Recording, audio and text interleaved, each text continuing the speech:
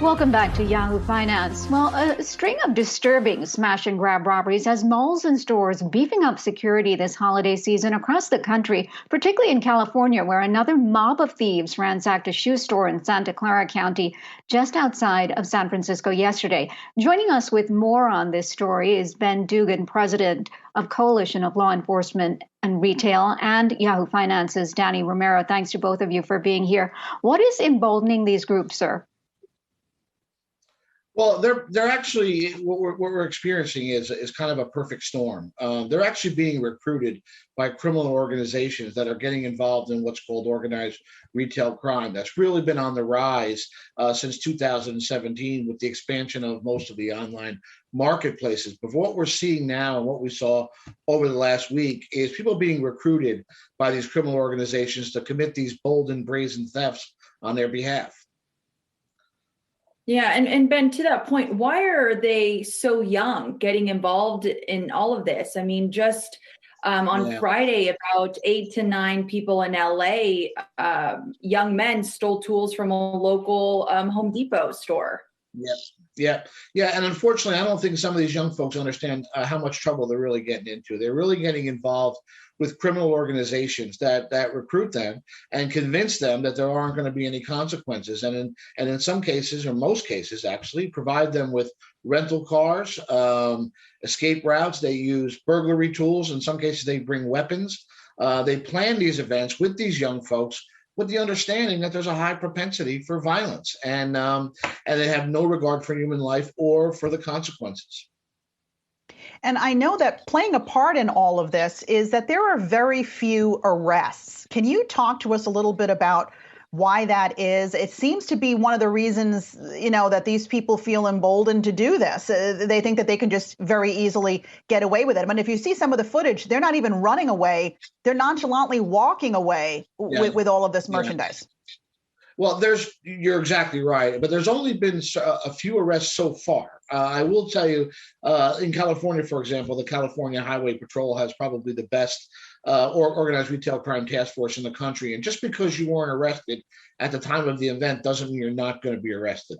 The police deploy a lot of different tactics to identify these folks, and I'm very confident that a large portion of these folks eventually will be arrested. Now, we'll see what happens on the prosecution side, and a lot of them, depending on their age, that'll be a variable. But there will be a lot of arrests. The police are working very hard to identify a lot of these folks, as are the retailers. Yeah, and when you see these smash and grab robberies, they're obviously, you see that they're organized, planned robberies. But at the same time, employees at that retail store, as well as security guards, they're not able to really do anything. And so what is the solution? And is that really, what is the solution? And is that really the future?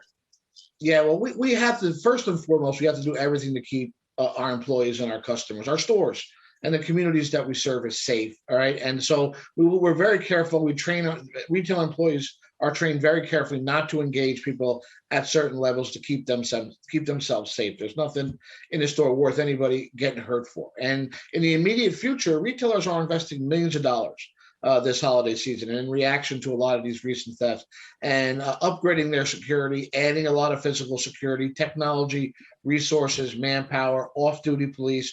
You'll see a much bigger police presence during this holiday season to try to combat it.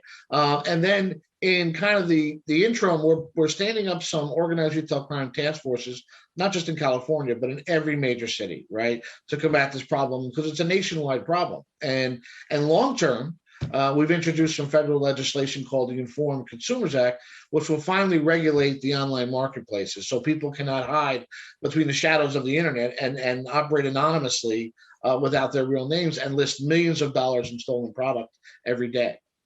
So it's a three bucket solution that we're looking for.